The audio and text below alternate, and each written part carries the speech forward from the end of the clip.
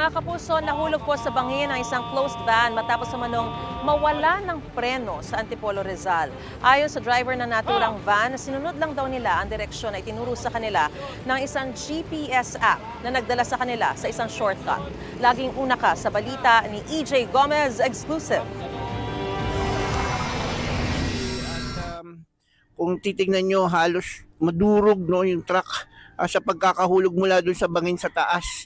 Yan ang sinapit ng closed van matapos maaksidente sa barangay San Jose, Antipolo City, pasado alas 5 ng umaga kahapon.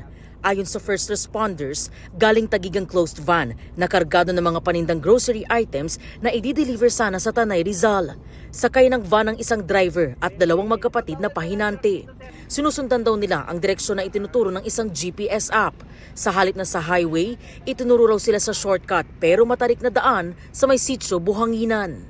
Sa mataas na bahagi pa lang daw ng matarik na kalsadang ito, nawalan na umano ng preno ang six-wheeler na closed van at saka dumire-diretso sa bakanting loting ito.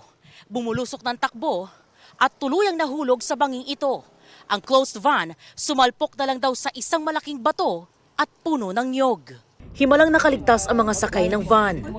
Bali pagdating po namin sa scene, yung driver po, nakalabas na po at saka yung isang pahinante. Tapos yung kapatid ng pahinante, yung isa palabas na lang din po. Gumapang lang po siya dun sa bintana. Nagtamo ng ilang sugat sa daliri at tuhod ang isa sa mga pahinante.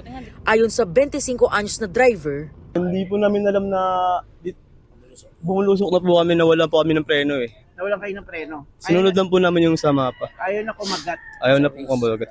Pati kahit naka-handbrake na po kami, di na po talaga kaya. Kala nga namin, katapusan na namin eh. Masyadong patarik eh. Oo, matarik kasi yung... Tapos di namin alam na may ganito pala. Nanigas lang yung katawan namin, buti wala pong nangyaring masama sa amin. wala namang nadamay sa aksidente. Ayon sa lokal na pamahalaan, marami na ang nadisgrasya sa naturang lugar at 5 na raw ang nasawi. Paalala ng otoridad sa mga motorista, lalo na sa bumabiyaheng mga kargadong truck, iwasan ang daang Pari Road. Ito ay isang napakamatarik na kalsada na pwede kayong madiretso po dito sa bangin. Ito ang unang balita. EJ Gomez para sa GMA Integrated News.